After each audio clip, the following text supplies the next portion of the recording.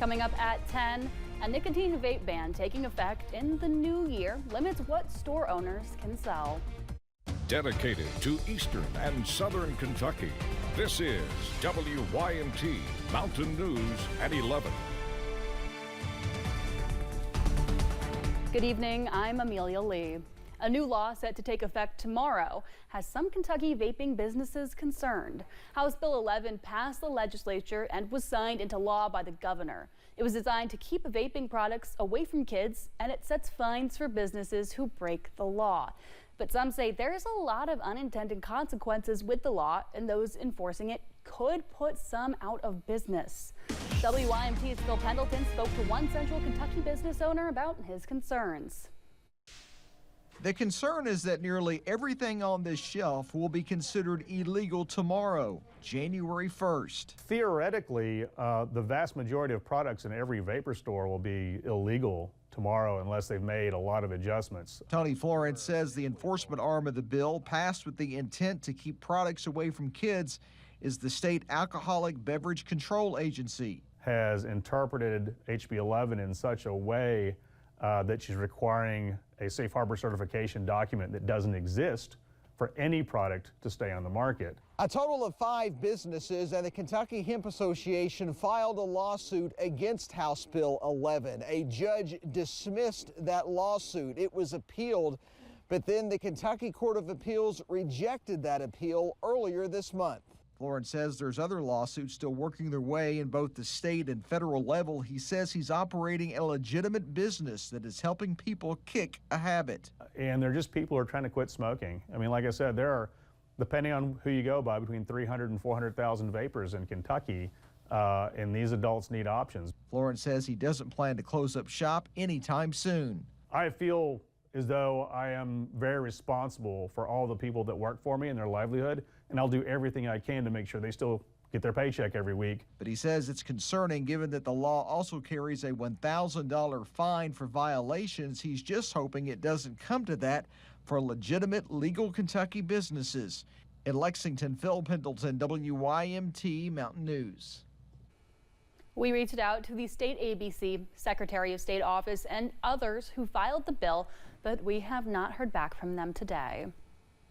And another reminder, there are some other big legislative changes going into effect at midnight. That includes the legalization of medical cannabis. People with conditions like PTSD and chronic nausea can qualify for cards. Ownership fees for electric vehicles will increase by 5%. The new fees will be $126 for EVs and plug-in hybrid EVs, $63 for electric motorcycles, and $0 for hybrid vehicles. Owners will pay with their normal registration renewal. And ahead of the new year, Kentucky State Police are stepping up patrols in an effort to stop people from driving under the influence. The Drive Sober or Get Pulled Over campaign runs through tomorrow. You can expect to see extra police patrols out on the roads. If alcohol is part of your celebrations tonight, they advise you to make sure you have a sober designated driver. Freezing temperatures this weekend could lead to burst pipes, and city officials are urging folks to prepare. Hazard City Manager Tony Eversole says the aging water system is undergoing a $75 million upgrade, which will help reduce future bursts. He says each winter has seen less breakage. To further minimize frozen pipes, he recommends taking preventative measures. Make sure it's buried, make sure that it's got heat tape on it, you know, if need be. You need to be around 18 inches deep at least, and you know, just protect your own stuff. Don't leave if your pipes are insulated good and you're buried good, you don't have to leave your water dripping.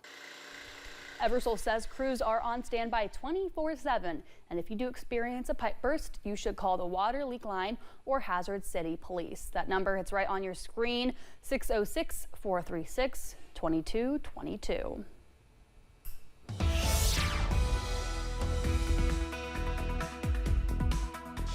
Highs today were in the upper 50s and low 60s. Then we had the cold front push through, which dropped the temperatures substantially. Take a look at the numbers for today. Here's how they played out. Made it to 59 in Hazard as well as Jackson, 60 in London, 59 in Somerset as well as Williamsburg. The warm spots, Harlan and Jacksboro checking in with a high of 63 degrees. And right now, Harlan is sitting at 42, 41 Jacksboro, 30s from Hazard to Jackson, 40 in London, 39 is the current temperature in Somerset. Now, we're still seeing some shower activity on live pinpoint Doppler radar, and that's courtesy of that low pressure that is to the north of us. We're on the southern end of that. That's why that rain is making that west to east movement that it is. So again, we'll keep an eye on this as we go throughout the next several hours. But for tonight, we'll see temperatures going into the upper 30s and low 40s. We'll keep the rain chance in the forecast. That rain will transition to a little bit of a wintry mix and snow in the overnight hours. And then as we go into the noon time frame, we'll see temperatures hovering around 39. Notice we're not moving much in terms of temperature. I'll have your complete first alert forecast coming up in a few minutes. Amelia. All right, Eric, thank you. Former President Jimmy Carter is being remembered as a citizen of the world and a humble hometown guy. CBS's Christiane Benavides shares more reflections about the 39th president from the Carter Center in Atlanta.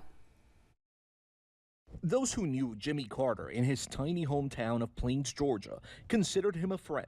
He ate what we ate, you know, bacon and eggs, shrimp boils. Neighbor Andy Walker often brought over homemade dishes for the Carters, who were a simple staple in their town of about 550 people.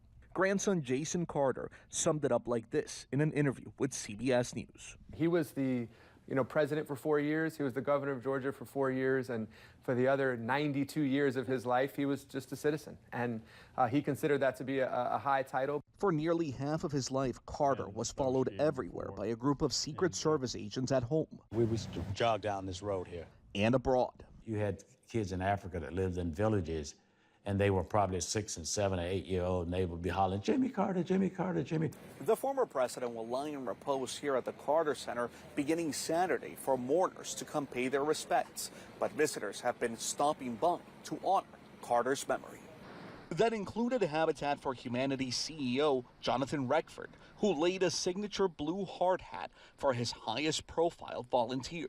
He never disappointed me. I mean, all through the years, through his presidency and post-presidency. Historian Tom Chafin says Carter can still serve his country, even in death. He reminds us of just common decency and what the presidency once stood for. Many hope that spirit will live on. Christiane Benavides, CBS News, Atlanta. And folks locally have also been remembering the former president. Those he impacted have been sharing stories of the ways that he served. Carter was instrumental in the Habitat for Humanity, building more than 50 homes in the Polk County through his Hammering in the Hills initiative.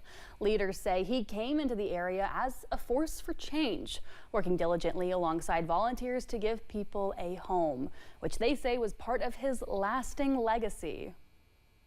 And I don't think he took being president as anything special except the opportunity that it gave him to help other people. Former Governor Paul Patton says it was a blessing to know Carter and his wife, and he believes they shared many mindsets that have made the region a better place.